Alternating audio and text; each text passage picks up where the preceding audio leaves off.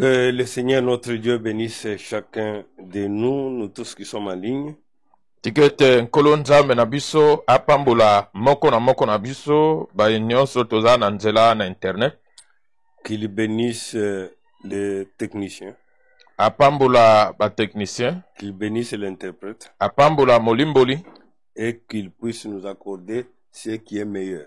Akoka kopesa biso oyo ezali malamu koleka. Nous allons prendre nos Bibles. Toko kamata ba Biblia na biso.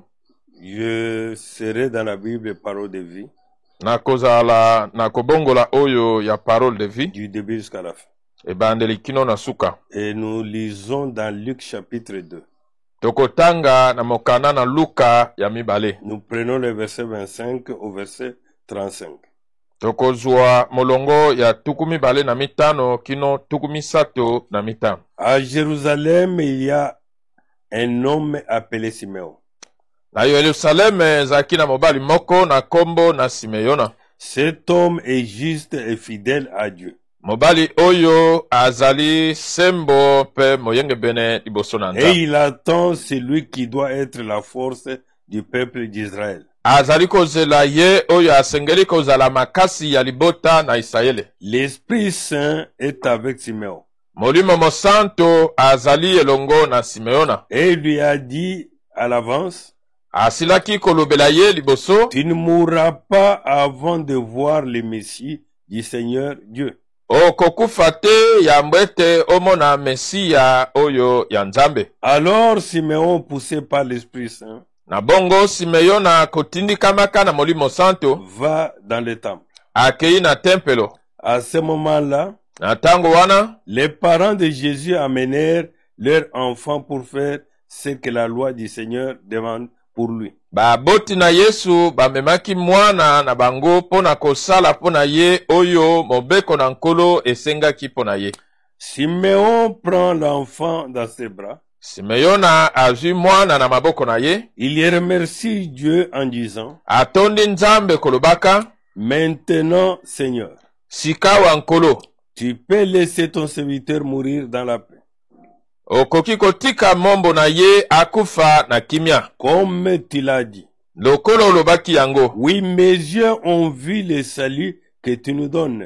Iyo miso na ngai emoni lobiko ozali kopesa biso. Il l'a préparé devant tous les peuples. Olengelaki yango liboso na libota mobimba. C'est la lumière qui te fera connaître au monde entier. Ezali pole oyo ekomonisa yo na mokili mobimba. C'est la gloire de ton peuple d'Israël. Ezali nkembo ya libota na yo ya Israele. Le père et la mère de l'enfant sont étonnés de ce que Simon dit de lui.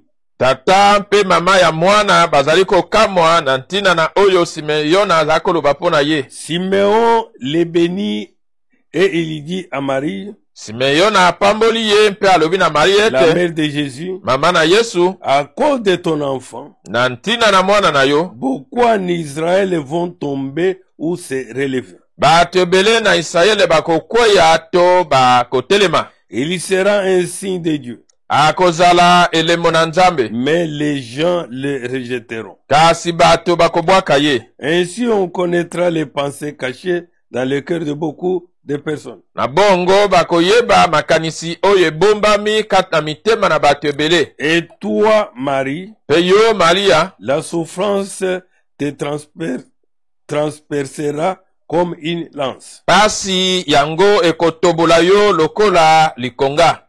Prions. Tobondela. Dieu, créateur du ciel et de la terre. Nzambe mokeli na likolo pe na mabele. Nous voici devant ces écritures. Tala biso liboso na makomi oyo. Il est écrit que les écritures tuent mais l'esprit vivifie. Ekomami ete makomi ezali koboma kasi molimo ezali kopesa bomoi. Accorde la vie à ces écritures. Pesa bomoi na makomi oyo. Et sois avec nous tout au long de cette prédication. Zala na biso katikati na tango nyonso ya liteya oyo. Et pourvois aux besoins de ton peuple. Sunga na bosenga ya libota na yo. Console ton peuple. Bondisa libota na yo. Aide ton peuple. sunga libota na yo, secours ton peuple. salisa libota na yo, Seigneur notre Dieu, nkolo nzambe na biso, nous nous confions qu'en toi, Seigneur. to mitombeli bobele epai na yo Nous nkolo, tournons le regard vers toi to baloli miso na biso et epai na nous yo, comptons sur toi. tozala kotalela yo, Afin que toi qui nous as façonnés, po ete yo yo obongisi biso, Père Céleste, tata na lola, que tu puisses réellement, okoka solo, pendant ce laps de temps qui nous reste, na mwa ntango moke etikali na biso, de nous accorder une préparation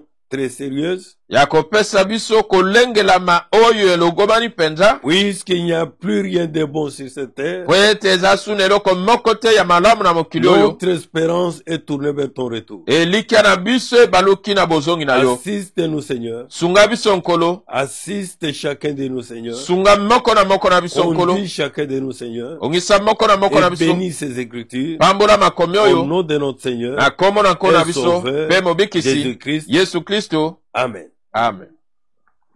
Mes bien-aimés frères et sœurs, Balingami bandeko na ngai mibali basi, nous allons parler sur la conduite de l'Esprit de Dieu.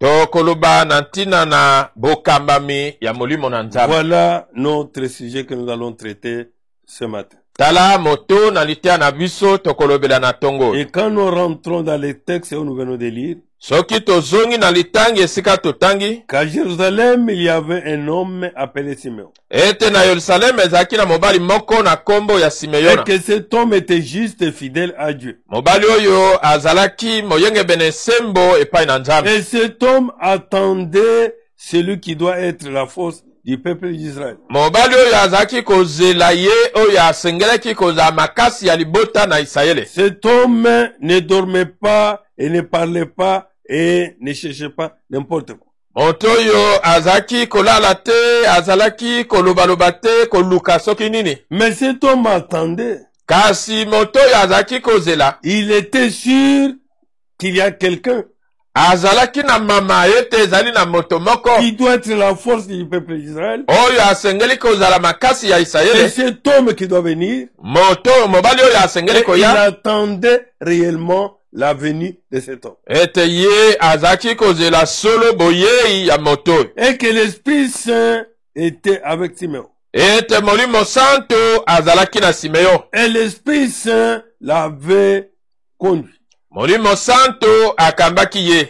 Et l'avait même averti d'avance. Asilaki kokebisa ye liboso. Que tu ne mourras pas avant de voir le Messie du Seigneur Dieu. Ete okokufa te yambo ete omona Mesia ya nkolo nzambe. Avant d'être recueilli auprès de tes pères. Yambo ete okoka koyambama pene na batata na à yo. toi, Simeon, Miso na yo Simeona. tu verras le Messie. Okomona Mesia. Le Messie devrait venir. Mesia asengelaki koya. Et il attendait ce Messie-là. Azalaki kozela Mesia oyo. Maintenant, cet homme était sous la conduite du Saint-Esprit. Sika moto yo azalaki na se na bokambami na molimo santo. La conduite de l'Esprit de Dieu. Bokambami na molimo na nzambe. Et il est parti dans le temple. Ye akendeki na tempelo. Et quand il est arrivé dans le temple, Tango akomi na tempelo. il y a des parents qui amenaient des enfants pour les consacrer. Eza na baboti bazalaki komema bana mpo na kotombela bango. Mais maintenant, c'était le tour de Marie et Joseph, Sikawa ezalaki ngala ya Maria mpe Joseph, qui devaient emmener leur petit enfant. oyo basengelaki komema mwana na bango moke. Maintenant, Simeon était sous la conduite de l'Esprit de Dieu. Sikawa Simeona azalaki na se na bokambami ya molimo na nzambe. Quand il a pris cet enfant entre ses mains, Tango azwi mwana oyo na maboko na ye, il y remercie Dieu en disant, atondi nzambe kolobaka, maintenant, Seigneur, sikawa nkolo, tu peux laisser ton serviteur mourir dans la paix. okoki kotika mombo na yo akufa na kimia. Car mes yeux à moi ont vu ta promesse. Jambi miso na ngai emoni elaka na yo. La promesse du Seigneur était devenue la réalité. Elaka na nkolo esilaki kokoma Et solo. que mes yeux ont vu, Ete miso na ngai emoni, oui, iyo, le salut que tu nous donnes. lobiko opesi, ozako pesa biso. Jésus est le salut. Yesu aza lobiko. que tu nous as accordé le salut. ete opesi biso lobiko Mais yeux à moi, Siméon, miso na nga Simeona le salut que j'attendais, lobiko oyo nazalaki kozela mais je viens de le voir. nasili komona yango. Maintenant, Seigneur, Sika wa nkolo laisse-moi que je parte un peu. tika ngai nakenda na kimia. Oui, Boye il a remercié le Seigneur.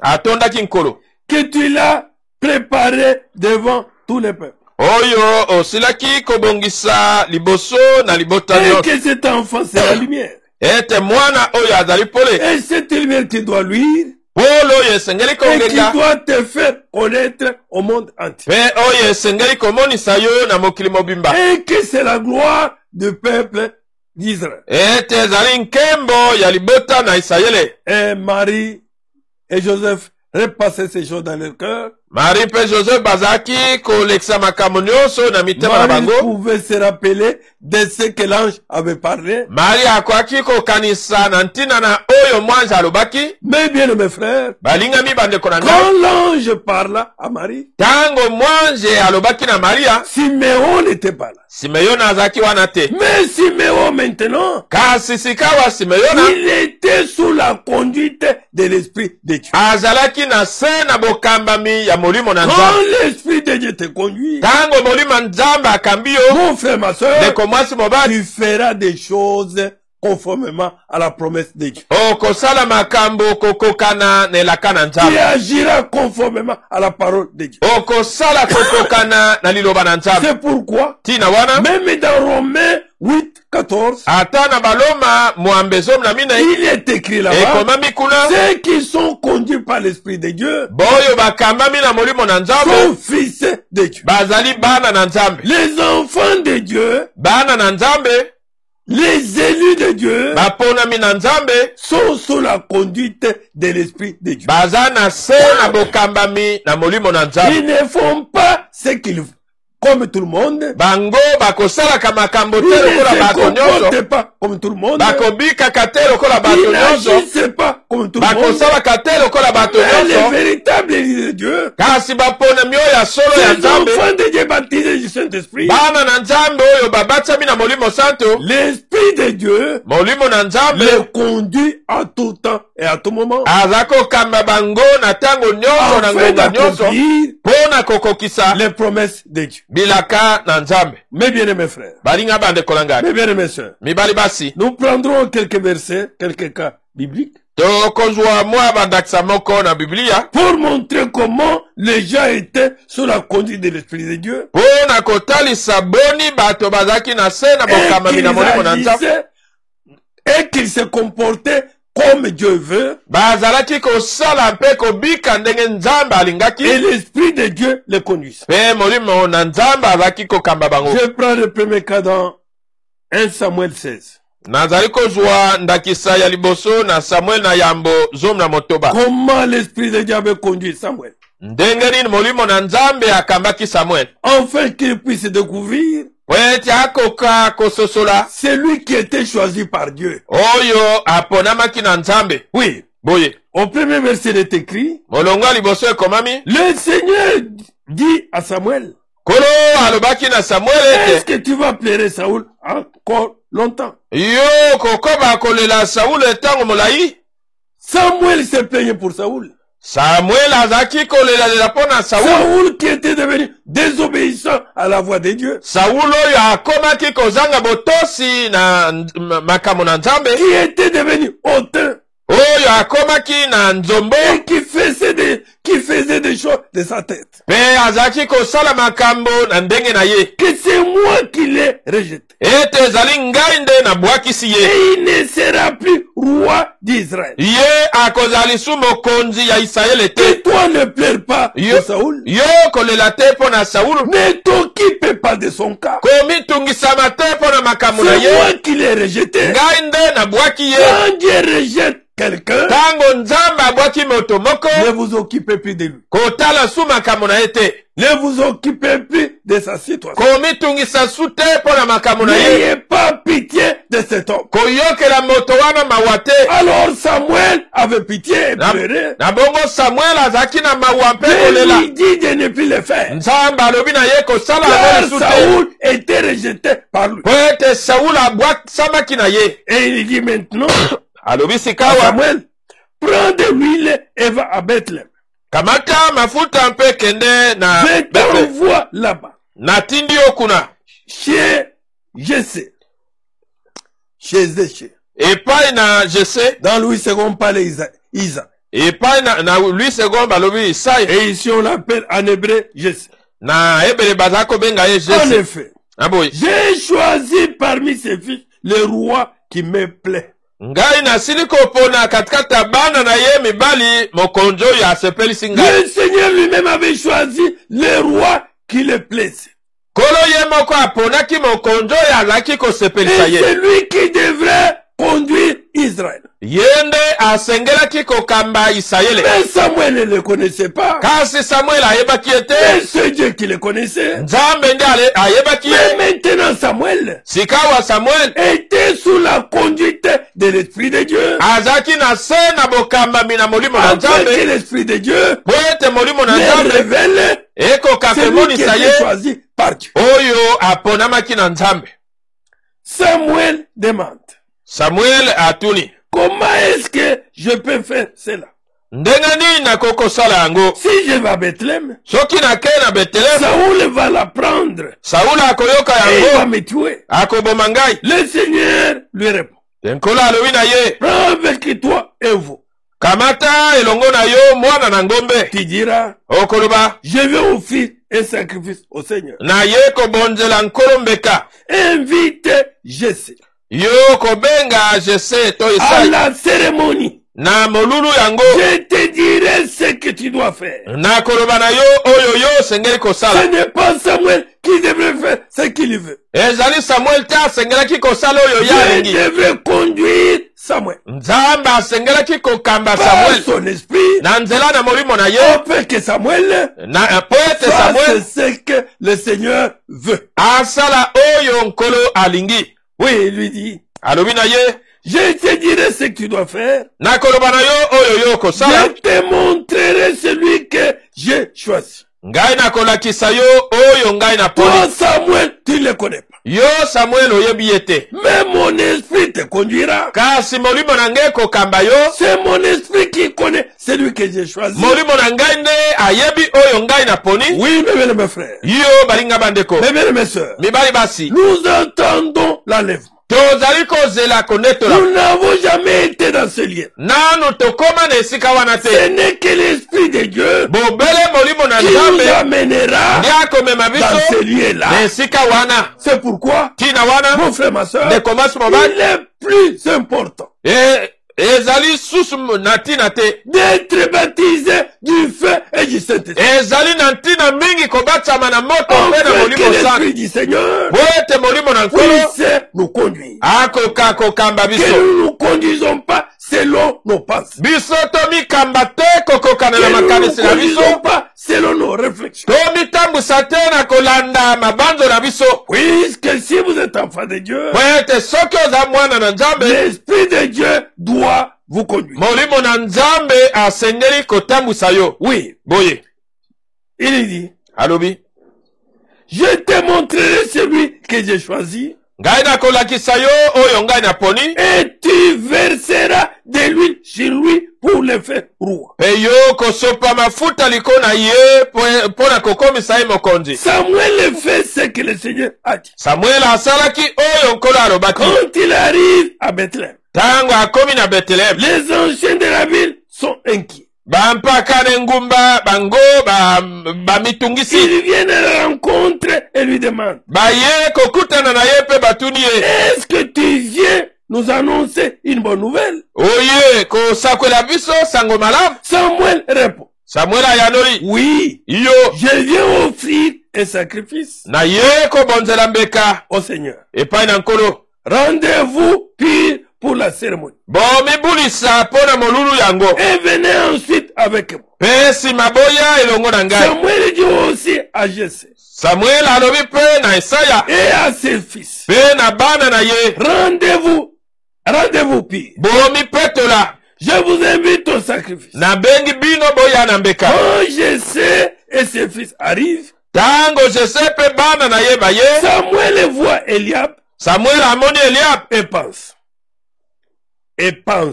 Pe akanisi. C'est sûrement lui que le Seigneur a choisi. Solo penze ezali yende oyo nkolo aponi. Eliab qui était le fils aîné de Jesse, Eliab oyo azalaki mwana okulutu ya Isaya. il avait une statue imposante. Oyo azalaki penza mbinga engambe. Alors quand il a vu Tango Samuel amoni qu'il ye. était un imposant, Mahete azalaki engambe. voilà celui que le Seigneur a choisi. Tala ye alobi tala moto oyo nkolo Et aponi. il a tapé à côté. Pe ye abetaki pembeni. Quand dans des affaires de Dieu, Na makambo na Nzambe. ne mettez pas vos pensées. Yo kotia makanisi na yo te. Demandez toujours à Dieu Tuna senga tango nyonso epa quelle na est Nzambe. ta volonté, Mokano na yo ezali nini? où se trouve celui que tu as choisi. Wapi oyo yo oponi? Et que mes bien-aimés, Ete balingami. que le Saint-Esprit Molimo Santo. puisse conduire. Akoka kokamba. Oui, mon frère. Boyende kobati. C'est pourquoi nous parlons Tina wantu zakoloba. sur la conduite de l'Esprit de Dieu. Likolo na bokambami ya molimo na Et Nzambe. c'est différemment Yango ekeseni. de notre propre conduite. Ya etamboli na biso. Mais le Seigneur lui dit, Kasi nkolo alobi na Samuel cet ete. homme est beau, Mobali oyo aza kitoko. il est grand, Azali engambe. mais ne fais pas attention à cela. Kasi kosala keba na yango te. Ne regarde pas la parure. Kotala lolengo ya libanda te. Mais le Seigneur regarde le cœur. Kolo atalaka motema. Mais l'homme regarde ce qui brille. Kasi moto azali kotala oyo eza Que ce kongenga. n'est pas cet homme. Ezali nkolo alobi ezali ye te. Malgré qu'il est beau, Atako aza kitoko. et malgré qu'il est grand, Atako azali engambe. Mais- Kasi ne fais pas attention à cela. kosala keba na yango Ce te. n'est pas lui que j'ai choisi. Ye te ngai na poni. Je ne juge pas comme des êtres humains. Ngai na kosambisaka te lokola bato. Les gens font attention à ce qui se voit. Bato bazali kokeba na oyo eza Et komonana. moi, je regarde le fond du cœur. Kasi ngai na kotalaka na bozindo ya Oui, motema. mon frère. Boyende koba. Oui, ma soeur. Boyende komasi. Ensuite, Na nsima. je s'appelle Abinadab. Isaya abengi Abinadab. Il est fait passer devant Samuel. Alekisi ye liboso na Samuel. Mais Samuel dit, Kasi Samuel alobi. ce n'est pas non plus cet homme-là que le Seigneur a choisi. Ezali pe ye te oyo nkolo aponi. Je sais fait passer encore Shama. Jese alekisi lisusu Shama. Mais Samuel dit, Samuel alobi. ce n'est pas lui non plus. Ezali pe ye te. Je sais fait passer ainsi 7 de ses fils devant Samuel. Jese alekisi bana na ye ya mibali sambo Et liboso na l'Esprit Samuel. de Dieu dit Molimo na Nzambe alobi. que ce n'est pas ni Shama, Ezali Shama te. ni qui que ce soit, Nani te mosusu mais te. Dieu, l'Esprit de Dieu Molimo na Nzambe. connaissait les choix de Dieu. Ayebaki kopona oyo ya Nzambe. Oui, Boye. le Seigneur, Samuel dit, Samuel alobi. le Seigneur n'a choisi aucun. Kolo aponi moko te na bango. Puis il ajoute, Pe abakisi. est-ce que tes fils sont tous là? Bana na yo ya mibali bango nyonso bazali awa. Je se réponds, Jese ayanoli. non. Te. Il y a encore David, Eza su na Dawidi. le plus jeune. Oyo elenge. Il garde les moutons. Ye azali kobatela Samuel bameme. dit, envoie quelqu'un les chercher. Na bongo Samuel alobi tinda moto akende kobenga ye. Oui, mon frère. Boyende kobali. Oui, ma soeur. Boyende komasi. Mais, Kasi.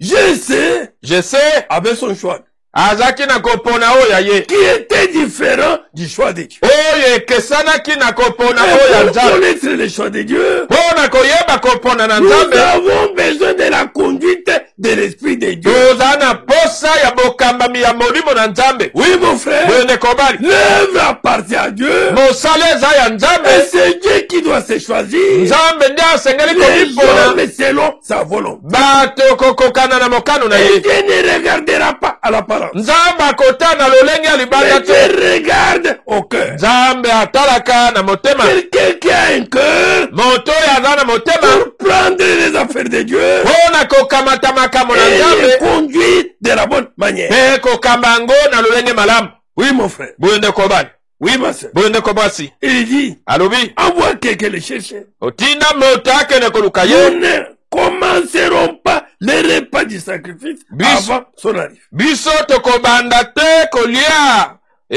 bilei oyo ya mbeka liboso ete ye akoma. Celui que tu as négligé, Oyo yo toli wana, que tu as envoyé en brousse, oyo otindi na zamba, il est plus jeune. oyo yelenge, Ses frères sont restés bandeko na ye dans batikali la ville. na engumba, Lui est dans la brousse. ye aza na zamba, C'est celui-là, ye wana nde avant qu'il arrive, liboso ete ye aya. pas de repas de sacrifice. Soki ye akomi te biso tokolia Nous te, allons l'attendre. tokozela ye. Aussitôt, je sais fait venir David. Nokinoki Esaya atindaki bakende koluka Dawidi. David a le teint clair, Dawidi azali na loposo pembe, avec des beaux yeux na miso kitoko, et un beau visage. pe longi kitoko. Alors le Seigneur dit à Samuel, Bongo nkolo alobi na Samuel. oui, Iyo.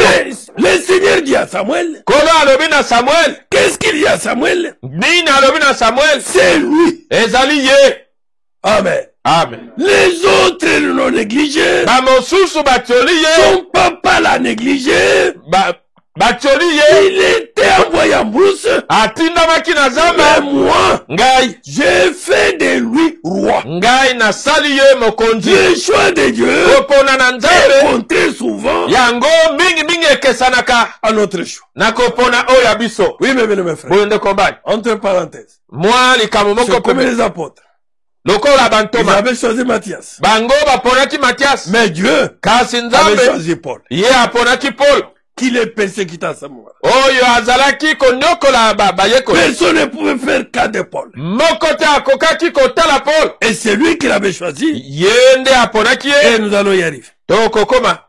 Maintenant, le Seigneur dit, Sika wankolo alobi na Samuel. c'est lui. Ezali ye. Verse de l'huile sur sa tête. Esopela ye mafuta na moto. Pour le faire roi. Pona kokomisa ye mokonzi. Samuel prend l'huile. Samuel akamati Et il mafuta. la verse sur la tête de David. Asopi na moto na Dawidi. Devant ses frères. Liboso ya bandeko na ye. L'Esprit du Seigneur descend sur David. Molimo na nkolo ekiti liko na Et Dawidi. à partir de ce jour-là, Wuta mokolo wana. il ne le quitte plus. Atikaki ye lisusu te. Ensuite, Samuel Pe na nsima Samuel.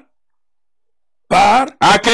et retourne à la ville de Rama. Pe azongi na ngumba na Rama. Il a accompli la mission Ye akokisi pour mosala. laquelle Pona yango. l'Esprit de Dieu Molimo na nzambe. l'avait conduit. Akambaki ye. Oui, mon frère.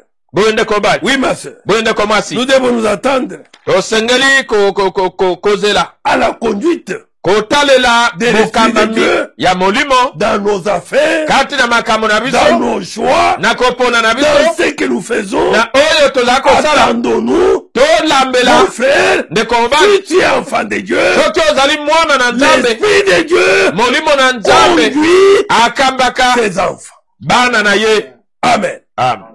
Tu dois t'attendre Sengeli kolambela. à Dieu, Na nzambe. afin que le Seigneur Po ete nkolo. puisse te conduire. Akamba yo. Allons dans Ézéchiel 3 Tokende na Ezekiel ya misatu. pour voir un autre cas là-bas. Pona kotala ndakisa mosuku na. Comment le Seigneur conduit des affaires. Ndenge nini nkolo akokambaka akata makambo na ye. Je suis dans Ézéchiel 3. Ezekiel ya misatu. Je prends à partir du verset 4. Natakozwa uta molongo ya mine. Et nous avançons.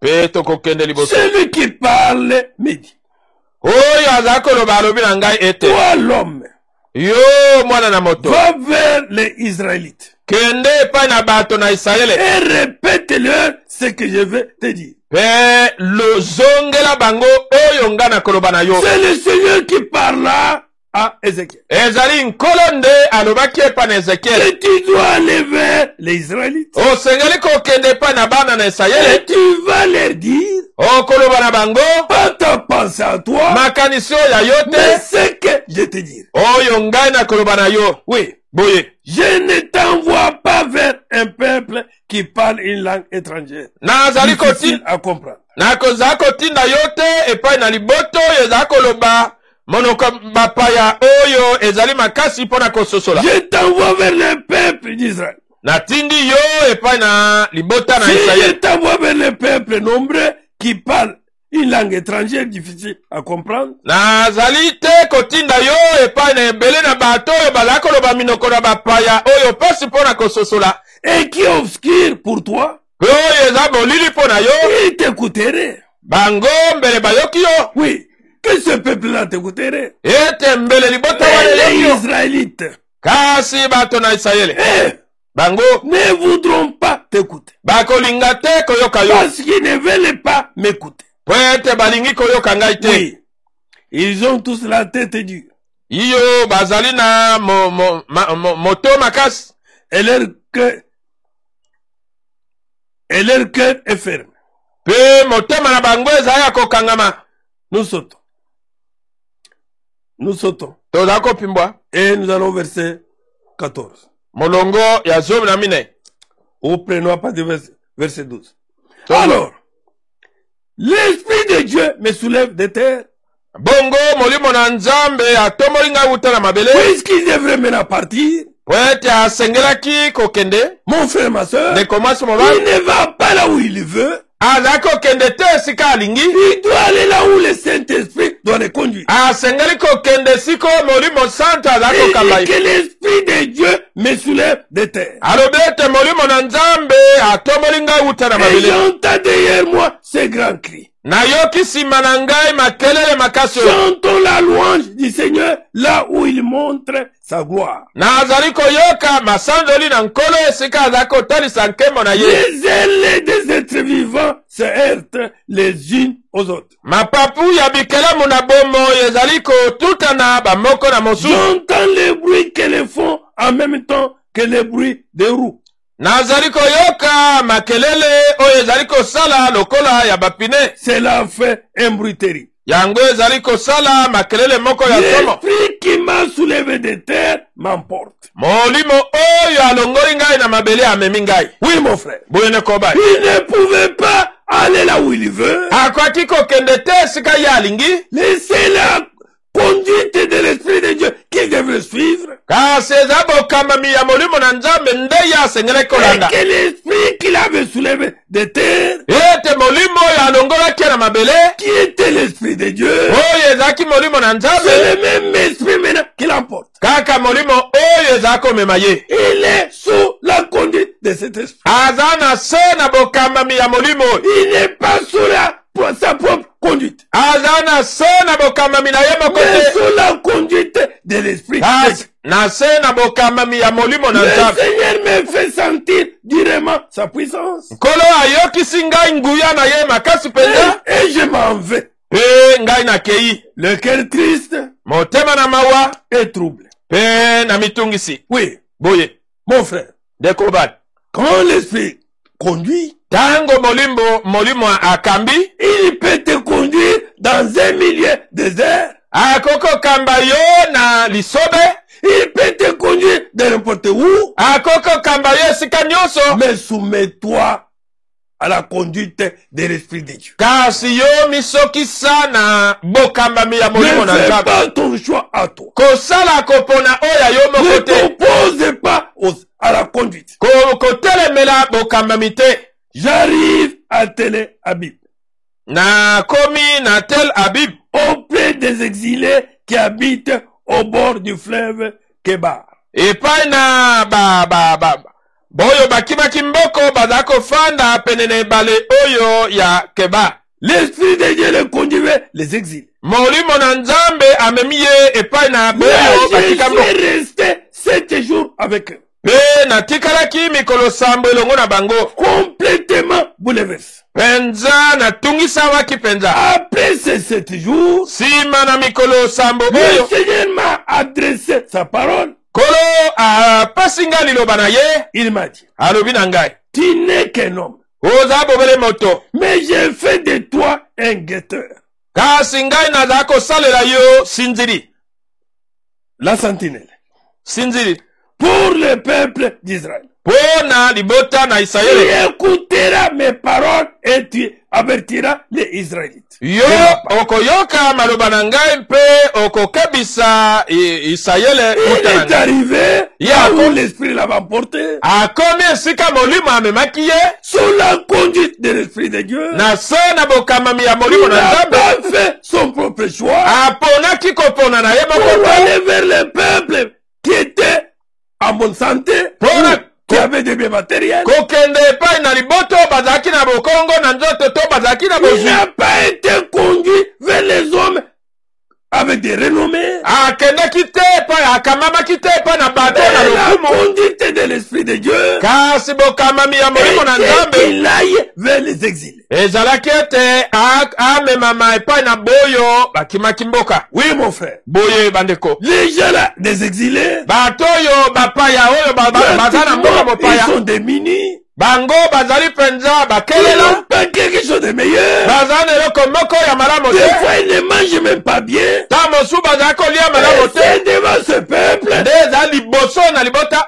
oyo que l'esprit de Dieu l'emporta. nde molimo na nzambe ememaki Et ye l'esprit de Dieu le conduise. molimo na nzambe ekambi ye Oui, mon frère. boye nde kobali Dans les services de Dieu, dans les services de Dieu, na mosala na nzambe dans l'œuvre de Dieu, na mosala na nzambe c'est la conduite de l'esprit de Dieu qui compte. ezali bokamami ya molimo na nzambe nde ezali na Nos ntina propres calculs doivent tomber. bamituya na biso moko esengeli ekweya Notre désir doit tomber. posa na biso esengeli ekweya Nos pensées doivent tomber. makanisi na biso esengeli Et ekweya c'est vers les exilés ezali nde epai na bapaya que l'esprit de Dieu les conduit. nde molimo na nzambe ekambi ye Et il reste 7 jours, atikali mikolo sambo attendant maintenant kozelaka sikawa que l'esprit de Dieu ete molimo na lui nzambe parle alobela de ce ye qu'il doit faire. oyo ye asengeli kosala Oui, mon frère. boye bandeko na Après 7 jours, nsima na mikolo sambo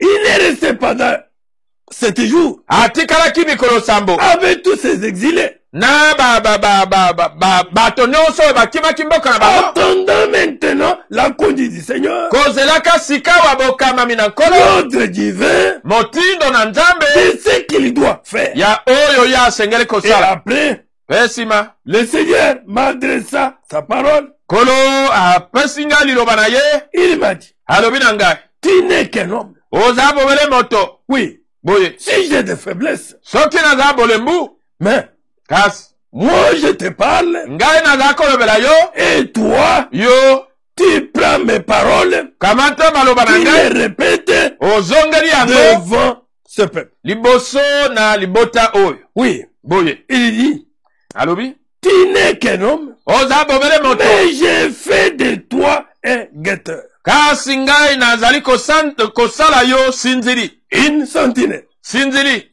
Je fais de toi la sentinelle ngai nasali yo sinzili qui doit veiller, oyo asengeli kosenzela qui doit entendre, oyo asengeli qui koyoka doit prendre les mêmes mots, oyo asengeli kozwa les maloba mêmes moko paroles, maloba le moko même message, sango moko pas ton message à toi, sango ya yo te pas tes paroles à toi, maloba na yo te mais mon message à moi kasi sango ya que ngai tu dois communiquer. osengeli nde kopesa yango Oui, mon frère, boye nde kobali tu communiques au peuple pour le peuple d'Israël. yo kopesa yango mpo na libota na Tu Isirayeli écouteras mes paroles okoyoka maloba na et ngai tu avertiras les Israélites okokebisa bato na Isirayeli de ma part. kowuta na ngai Oui, mon frère, boye nde kobali la conduite de l'Esprit de Dieu, okambami ya molimo na nzambe c'est quelque chose de très important ezali eloko moko ya motuya dans mingi la vie de chaque chrétien, kati na bomo ya mokristo dans moko la na vie de moko chaque chrétienne. kati na bomo ya mwasi Mon frère, ma mokristo sœur. ndeko mwasi mobali Ne nous laissons pas conduire par les hommes. tomitika te kokambama na bato Si j'ai des faiblesses, oyo bazala na bolembu mais que l'Esprit de Dieu kasi molimo na vous nzambe conduise akamba biso dans toutes circonstances. kati na makambo nyonso Prenons encore quelque chose tokamata so eloko moko dans Matthieu. na Matayi. Voilà, mes bien-aimés, tala balingami na ngai nous commençons dans Matthieu 2. Matthieu chapitre 2. Matayi ya mibale On nous dit c'est ce premier verset. alobi na biso molonga Jésus né à Bethléem, Yesu abotamaki na Bethlehem en Judée, na Judée au moment où Hérode, le grand, est roi. na tango oyo Herode monene mokonzi Alors monene des sages viennent de l'Est et arrivent à Jérusalem. na bongo bato na mayele baye wuta na monele kino na Et Yerusalem Louis II appelle les mages. oyo Luis go aza kobenga bamai Il demande batuni où est le roi des Juifs qui vient de naître. wapi mokonzi na bayuda oyo awuti kobotama Nous avons vu son étoile, tosili komona c'est moto na ye l'Est, et nous sommes venus là-bas. wuta na monele mpe toye kogumamela ye Mais ces gens, bato oyo ces mages bato na mayele qui avaient quitté depuis l'Orient, oyo batike bawutaki wuta na ils monyele étaient sous la conduite de l'Esprit de Dieu. bazalaki na se na bokamami na Ils molimo na se nzambe manifestaient sous forme d'une étoile. oyo amimonisaki na lolenge na monzoto Au lieu de continuer à suivre l'étoile, na esika bakoba kolanda monzoto ils entrent dans la ville de Jérusalem. bango bakoti na engumba na Yerusalem Ils vont vers Hérode bake epai Herode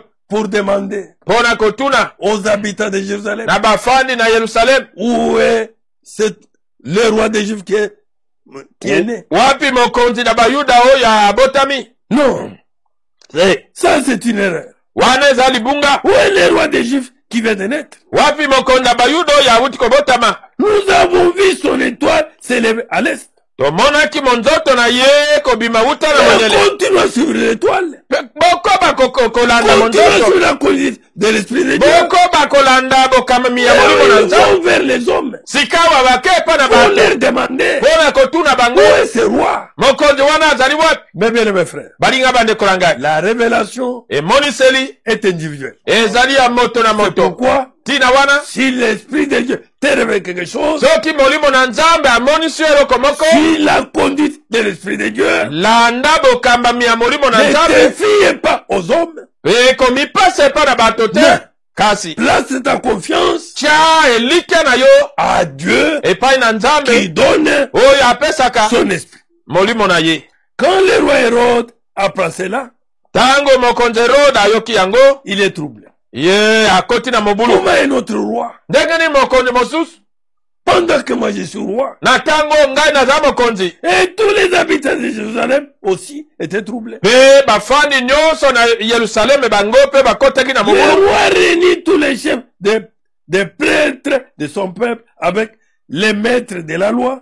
mokonzi ye asangisaki banganga nzambe bakonzi mpe bakomeli Il leur demande, mpe atuni bango à quel endroit est-ce que le Messie doit naître? na esika nini mesiya asengelaki kobotama Ils lui répondent, bayanoli ye le Messie doit naître à Bethléem, mesiya asengeli kobotama na Betlehem en Judée. kuna na En Yude effet, aboye le prophète a écrit, mosakoli akomaki et toi ete Bethléem du pays de Juda, yo Betlehem ya mokili na Yuda tu n'es sûrement pas la moins importante des villes de Juda. solo ozali oyo te ya oyo azangi ntina ya bingumba na Yuda Oui, un chef va venir de chez toi. yo mokonzi moko akoya wuta na yo Il sera le berger ye akozala mobateli de mon peuple d'Israël. ya libota na ngai ya Isalaele Oui, mes frères. boye bandeko na ngai Alors, Hérode fait appel les sages en secret, les demande. na bongo Herode abengi na nkuku bato na mayele oyo mpe atuni À bango quel moment est-ce que l'étoile est apparue? na ntango nini monzoto emonanaki Ensuite, il les envoie à Bethléem en disant, mpe nsima atindi bango na Betlehem kolobaka allez vous renseigner exactement sur l'enfant. bokende bozwa basango mpenza liko na mwana oyo Quand vous l'aurez trouvé, wana bino bokomona ye venez me prévenir. boya kokebisa ngai Et moi aussi, ngai mpe j'irai l'adorer. nakokende kogumamela ye Après ces paroles du roi, nsima na maloba oyo ya mokonzi les sages se mettent en route. bato na mayele bakei Ils aperçoivent l'étoile qu'ils ont vue à l'est. mpe tala bamoni lisusu monzoto oyo bango bamonaki na monyele Oui, boye ils sont remplis d'une très grande joie en la voyant. batondi de sengo monene sima na bango komona Et yango. cette étoile avançait. Monzoto ezaki kotambola. L'étoile les conduisait. Monzoto ezaki kotambusa C'est bango. Dieu lui-même qui les conduisait. Ezali nzambe ye moko azaki Quand kotambusa ils bango. se sont confiés aux hommes, Tango batie motema epai na bato, Dieu les a laissés. nzambe atiki bango. Oui. Boye. C'est pourquoi la Bible dit, Tina wana Biblia elobi. maudit celui qui se confie dans l'homme. Alakela mama be ye oyo azaki kotia motema epai na moto. Ma soeur, Ndeko mwasi. mon frère, Ndeko mobali. pour être sous la conduite de l'Esprit de Dieu, Pona kozala na se na bokambami ya molimo na nzambe. confie-toi à sa parole. Yo tia motema na liloba na ye. Car lui-même est la parole. Po ete ye moko aza liloba. C'est ainsi qu'il vous conduira, Boye nde akokamba yo. mon frère, ma soeur, Ndeko mwasi mobali. jusque dans l'enlèvement. Kino kata konetolama. Amen. Amen. Nous attendons l'enlèvement. Tozala kozela konetolama. Oui, mon frère. Boye ndeko mobali. Et ils sont arrivés jusque-là, Bakomi kino wana. à cet endroit Na esika wana. où ils ont trouvé l'enfant. Wapi bamona bakutaki mwana. Au verset 11, il est dit, Olonga zomi na moko les elobi. sages entrent dans la maison. Bato na mayele bakoti katanga. Et ils voient l'enfant avec Marie. Bamonaki mwana moke elongo na Maria mama na Ils ye. se mettent à genoux et adorent l'enfant. Bafukamaki mpe bagumamelaki mwana. Ensuite, Pe sima. ils ouvrent leurs bagages Bafungoli biloko na et bango. lui offrent des cadeaux, Babonzeli ye makabo. de l'or, Wolo. de l'encens Malasi. et de la myrrhe. Pe mi. Après cela, Pe sima nango. Dieu les avertit dans un rêve de ne plus retourner chez Hérode. Nzambe akebisi bango na ndoto ete bazonga lisusu epa na Herode. Alors ils prennent notre chemin pour rentrer dans le pays. Na bongo bazwaki nzela mosusu mpo na kozonga na mboka na bango. L'Esprit de Dieu les conduit. Molimo na nzambe akambi bango. Puisque l'Esprit de Dieu connaît ce qui arrivera. Po ete molimo na nzambe ayebi oyo ekokoma. Mais nous, Kasi biso mon frère, ma soeur, Mais comment nous ne connaissons pas ce qui peut arriver même à 11 riches. biso toyebi te oyo ekokokoma ata na 11 awa. Mais tandis que l'Esprit de Dieu connaît. Nzoka nde molimo na nzambe ayebi. C'est pourquoi Tina wana le Seigneur kolo peut te conduire, akokokamba mon yo frère, ndeko mobali ma soeur, ndeko mwasi par son esprit, na nzela na si molimo na tu es ye ton enfant, soki oza mwana na ye pour ton bien. mpo na bolamu na yo. Oui, Boye au verset 13, olonga quand zola les sages sont partis, bato na mayele bakei. l'ange du Seigneur se montre à Joseph dans un rêve. Mwanze na nkola amonani na Joseph kati na ndoto.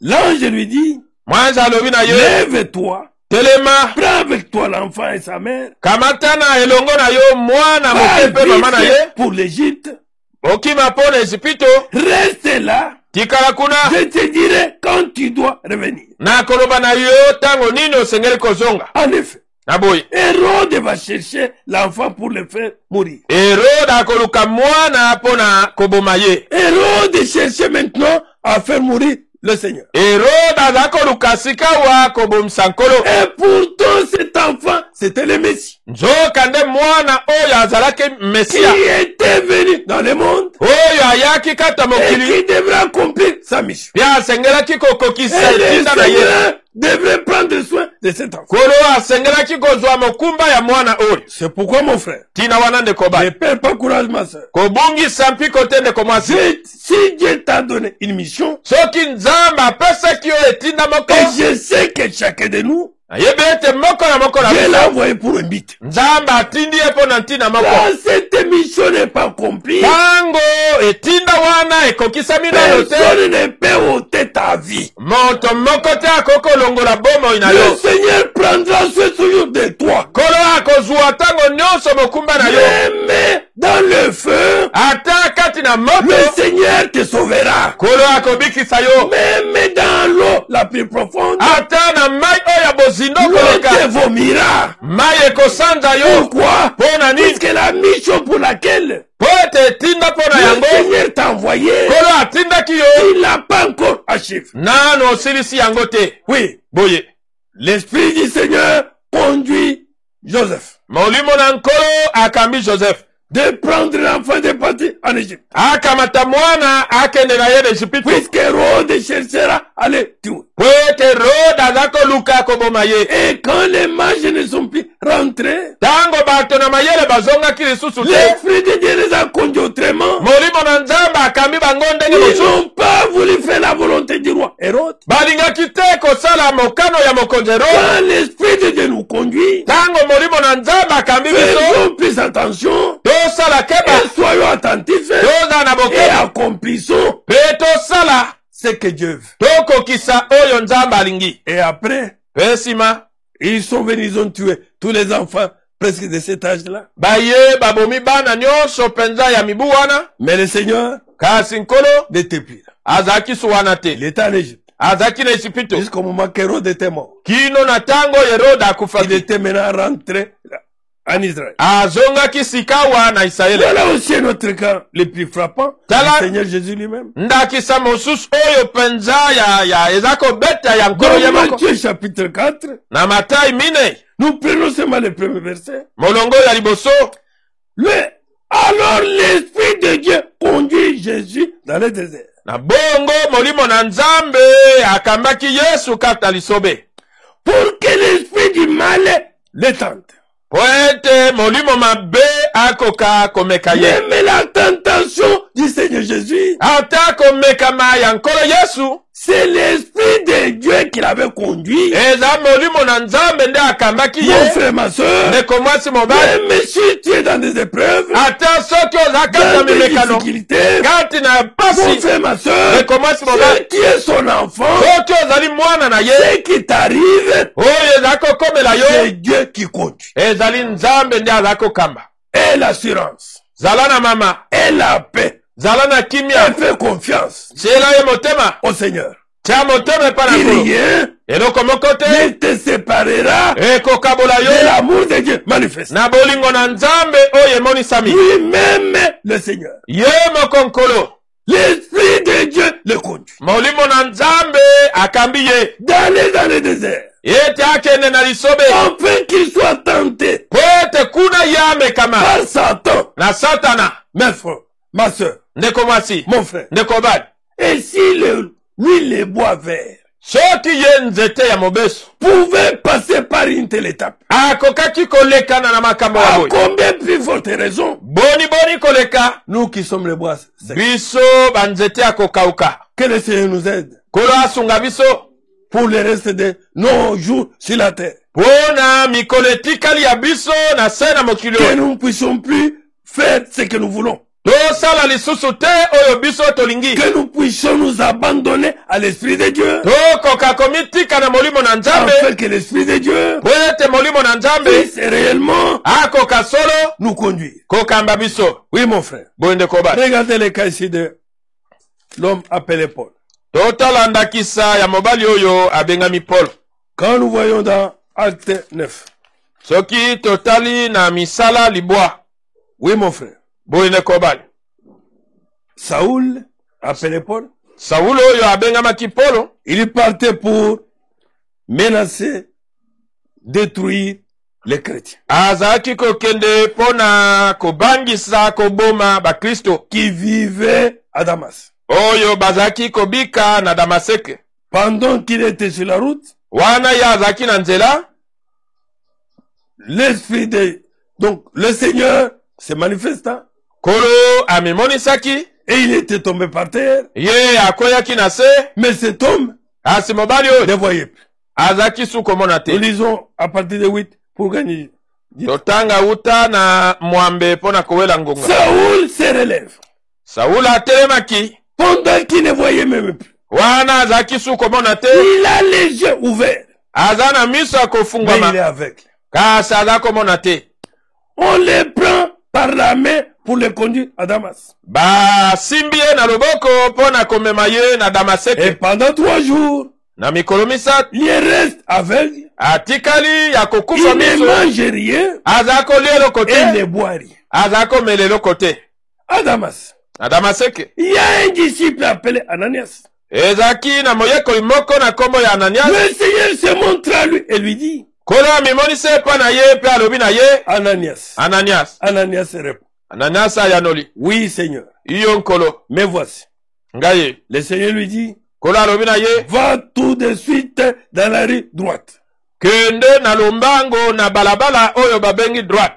Et l'Esprit de Dieu connaissait même là où Paul était logé. Molimo na nzambe ayebaki ete siko oyo Paul azaki kofanda. Que tu vas dans la rue droite. Kende na balabala droite. Entre dans la maison de Judas. Ke kota na ndako na Yuda. Il connaissait même celui qui logeait Paul. Ayebaki ata moto yo alalisaki Paul. Pendant qu'Ananias ne connaissait rien. Nzoka nde Ananias ayebaki eloko te. Mais c'est l'Esprit de Dieu qui parlait à Ananias. Kasi molimo na nzambe nde azaki koloba na Ananias. Et il lui dit, alobi na ye,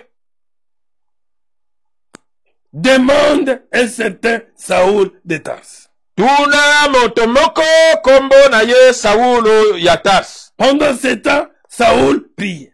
Na tango oyo Saulo azaki kobondela. Et voici ce que je lui ai montré. Petala oyo ngai na monisi ye. Un homme appelé Ananias Obali moko na kombo ya Ananias est entré, il a posé les mains sur sa tête pour qu'il retrouve la vie. akotaki mpe atieli ye maboko na moto po ete akoka komona lisusu. Ananias répond, Ananias ayanoli, Seigneur, kolo, j'ai entendu beaucoup des gens parler de cet homme. nayoki bato ebele koloba na ntina na mobali oyo. Je sais tout le mal qu'il a fait à tes disciples. Nayebi mabe nyonso oyo asaleli bayekoli na À ye Jérusalem. na Yerusalem.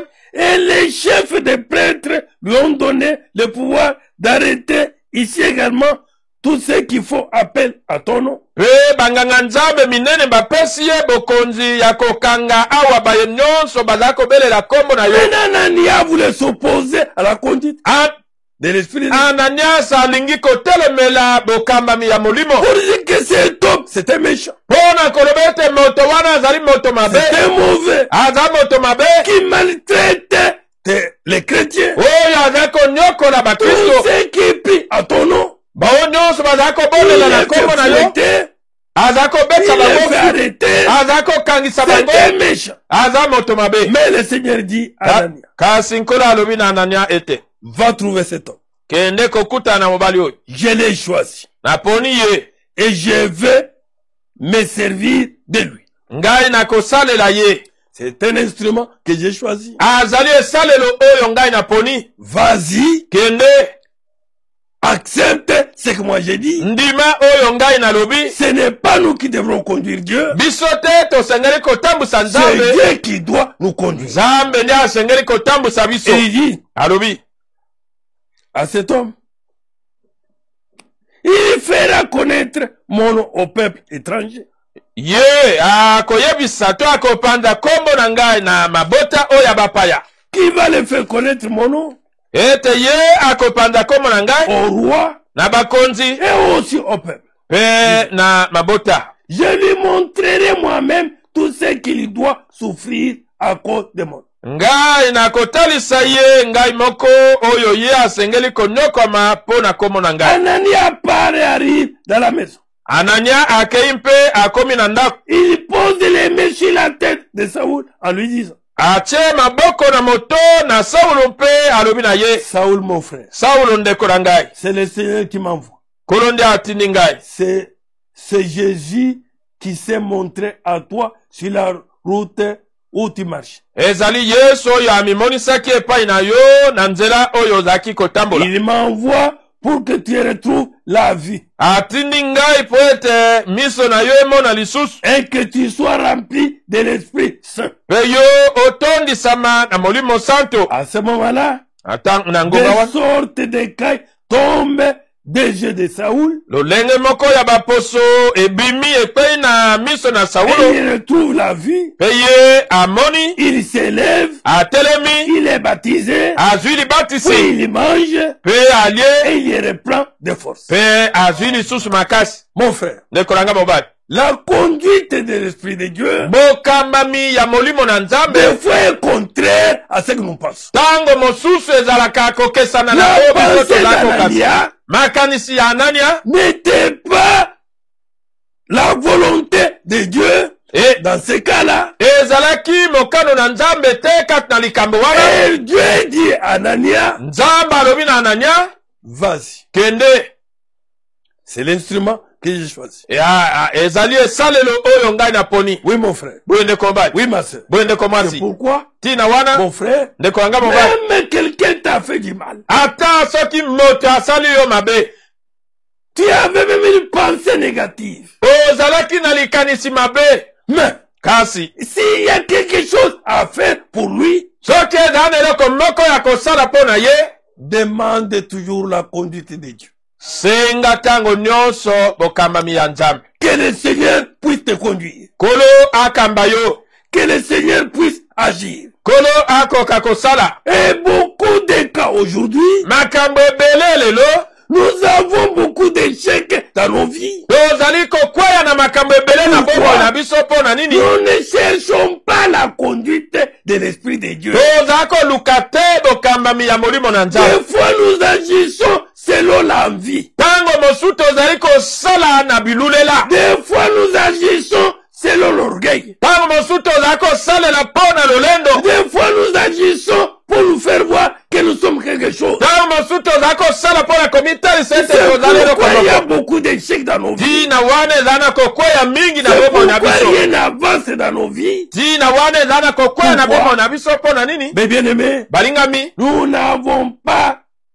nous ne cherchons pas la volonté de Dieu. Tozali koluka mokano na Nzambe te. Oui. Boye. Le temps avance. Ngonga ezali kokende. On pouvait entrer encore dans Acte 10 Tokoki kokota na misala zomi. pour parler du cas de Corneille. Mpo na koloba na ntina na Corneille. Comment l'Esprit de Dieu avait conduit Pierre, Ndenge ni molimo na Nzambe akambaki Petelo. mon frère, ma soeur. Ndeko mwasi mobali. Mais Kasi le temps nous presse. ngonga ezali kosukuma biso. Mon frère, Ndeko yanga mobali. nous voulons terminer. Tolingi kosilisa. C'est pourquoi, mon frère, Tina wana ndeko mobali. c'est pourquoi, ma soeur, Tina wana ndeko mwasi. le temps qui nous reste, Tango oyo etikali na biso. ne marchons plus là où nous voulons. Totambola lisu te sika tolingi. Ne pensons pas comme nous voulons. Tokangisa te ndenge biso tolingi. Ne pratiquons pas nos pensées à nous, Tosalela makanisi na biso te. accompagnés de l'envie, Oyo elandisami na bilulela. accompagnés de la jalousie. Elandisami na likunya. Mon frère, ma soeur, Ndeko mwasi mobali. c'est le temps qui nous reste. Ta tikete tango etikali na biso. Mettons-nous à Dieu.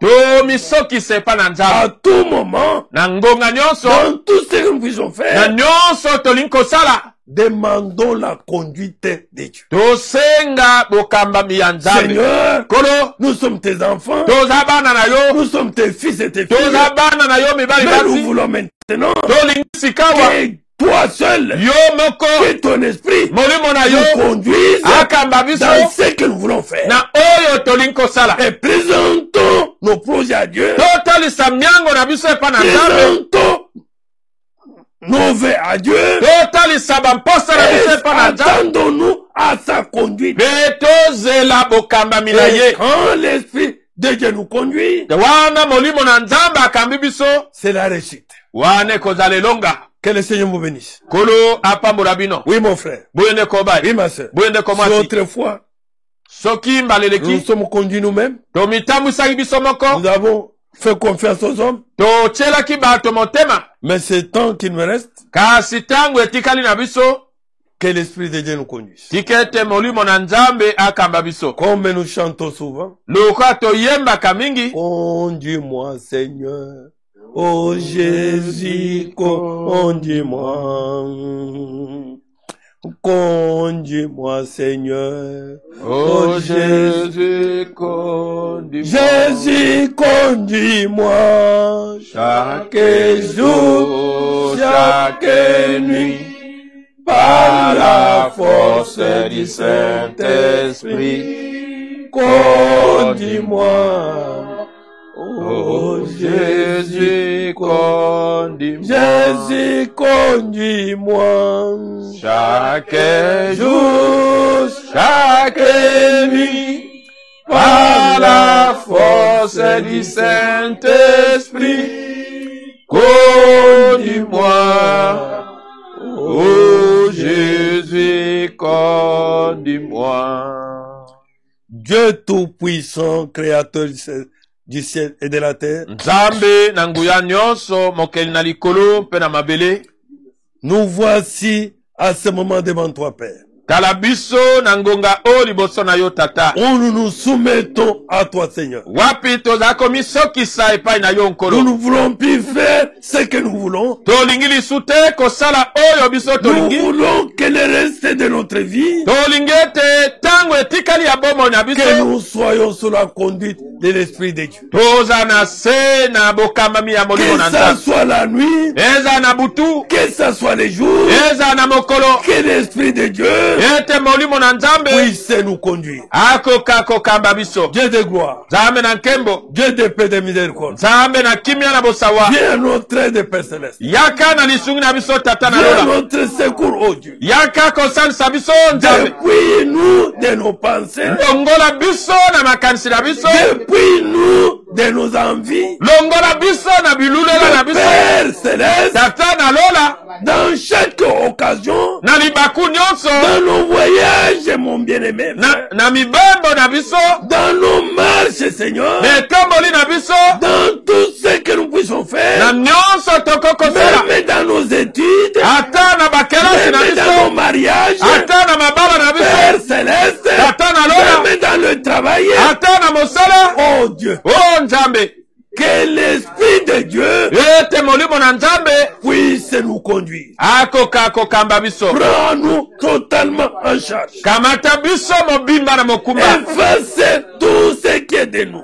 Longola nyonso yeza ya biso. Efface notre vision à nous. Longola komona na biso. Efface nos pensées à nous. Longola makanisi na biso. Que nous voulons à toute occasion. Tolingi na libaku nyonso. Dieu de gloire, Nzambe na Dieu nkembo. de paix, Nzambe na Dieu kimia. de miséricorde. Nzambe na Que bosawa. l'Esprit de Dieu Ete molimo na Nzambe. nous conduise réellement. Akamba biso Car solo il penza. est écrit, Père. Nzambe komani tata. Ceux qui sont conduits par l'Esprit de Dieu Boyo bakamami na molimo na Nzambe. sont fils de Dieu. Bazali bana na Nzambe. Que nous, tes fils et tes filles, Ete biso bana na yo mibali Dieu basi. tout-puissant créateur, Nzambe na nguya nyonso mokende na likolo mpe na mabele. Seigneur notre Dieu, Kolo Nzambe na biso.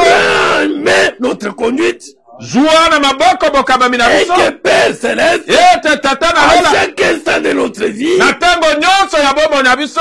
conduis-nous, Seigneur. Kamba biso nkolo. Dieu de gloire, Nzambe na nkembo. Dieu de paix, Nzambe na kimia. Dieu véritable. Nzambe na solo. Nous nous abandonnons ainsi. Tomitiki boye. Nous comptons sur ta grâce. Toza kotalela ngolu na Nous yo. comptons sur ta bonté. Toza kotalela bolamu na yo. Oh Dieu, Oh Nzambe. Seigneur, Kolo. nous voulons, Père Céleste, Tolingi tata na que lola. le reste de notre vie Oh yetikali ya bomoi na biso. soit sous ta conduite à toi. Eza na se na bokamami na Oh yo. Seigneur, Oh nkolo. bénis ton peuple. Pambola libota na yo. Accorde ce qu'il faut à ton peuple. Pesa oyo esengeli na libota na yo. Assiste ton peuple. Sunga libota na yo. Ouvre les portes pour ton peuple. Fungola maninisa mpo na libota na Afin yo. que ton peuple Po ete libota na yo. soit toujours Eza ntango nyonso. joyeux. Na esengo. Dieu de gloire, Nzambe na Dieu nkelo. de paix de miséricorde. Nzambe na kimia na Que bosawa. ceux qui sont malades Boyo bazala kobela. retrouvent la guérison. Bazwa libiki na Que nzoto. ceux qui ont des problèmes Bo bazala na retrouvent mitungisi. la solution. Bazwa eyano. Assiste-nous Sunga en biso. toute occasion. Na libaku nyonso. Père Céleste, Tata na car lola. nous t'avons prié Tobondeli yo. dans le nom de toute puissance, Na kombo ya nguya nyonso. le nom de notre Seigneur, Kombo ya nkolo na Un biso. sauveur. Pe mobikisi. Jésus-Christ. Yesu Kristo. Amen. Amen. Que le Seigneur vous bénisse. Amen.